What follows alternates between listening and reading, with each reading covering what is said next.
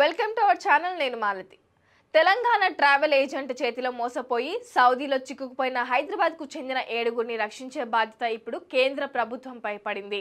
ప్రస్తుతం వారందరూ సఫర్ జైలు, జెడ్డా, సౌదీ అరేబియా రెగ్లో ఉన్నట్లు సమాచారం. హైదరాబాద్కు చెందిన దాదాపు 19 మంది వ్యక్తులను Telangana travel agent Mohammed Akbar food delivery పని నిమిత్తం సౌదీలోని జెడ్డాకు చెందిన కొలౌద్ అహ్మద్ అల్కౌజీ అనే యజమానురాలికి అప్పగించారు.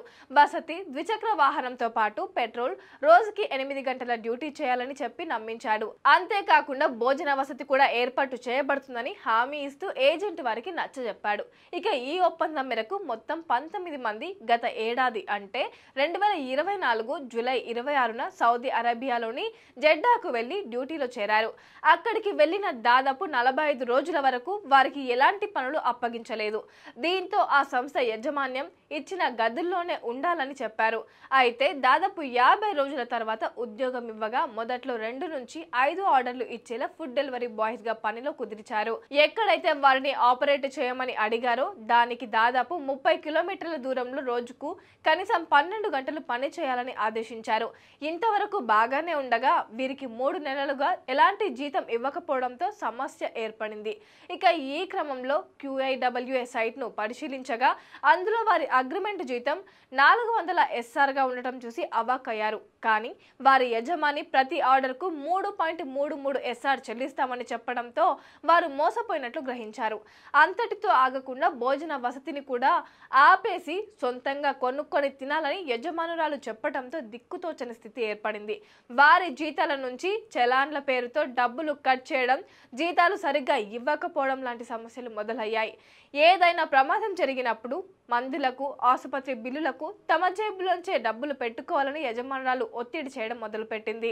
ఇలా ఎన్నో రకాలుగా యజమానురాలు నుంచి వారు నిరంతరం వేధింపులకు గురయ్యారు. ఇవన్నీ భరించలేక వెళ్లిపోతామని అడిగితే వారిని అక్కడి నుండి పంపేందుకు 10,000 SR చెల్లించాలని, లేకపోతే పోలీసులకు అప్పగిస్తానని, 10 ఏళ్ల పాటు ఎక్కడికి వెళ్లే అవకాశం లేకుండా ప్రయాణ నిషేధం విధిస్తానని బెదిరించింది. దీంతో వారంతా దిక్కుతోచని పరిస్థితిలో లేబర్ కోర్టును ఆశ్రయించారు. అయితే ఈ కేసు విచారణలో ఆ యజమానురాలు తన నుంచి వీళ్ళంతా 10,000 SR తీసుకున్నారని ఆరోపించింది. కూలీ కోసం మొత్తం వెళ్లిన 19 మందిలో ఒక వ్యక్తి ఈ ఒత్తిడి భరించలేక ఆసుపత్రిలో కూడా చేరాడు. ఇక మరో 3 పారిపోయి సౌదీ అరేబియాలో ఎక్కడో పనులు చేసుకుంటున్నారు. దీంతో యజమానురాలు కొలౌద్ ఇచ్చిన ఫిర్యాదు మేరకు మిగిలిన 7గురిని 2025 జనవరి 14న సౌదీ అరేబియా పోలీసులు మక్కాలో అరెస్టు చేసి జెడ్డాలోని సఫర్ జైలుకు తరలించారు. దీంతో జైల్లో మగ్గుతున్న ఆ 7గురి కుటుంబ సభ్యులు ప్రస్తుతం తీవ్ర ఆందోళన చెందుతూ తమ వారి కోసం ఎదురు చూస్తున్నారు. ఈ విషయంలో భారత ప్రభుత్వం ఎలాగైనా జోక్యం చేసుకుని సాయం చేయాలని కోరుతున్నారు ఆ కుటుంబీకులు.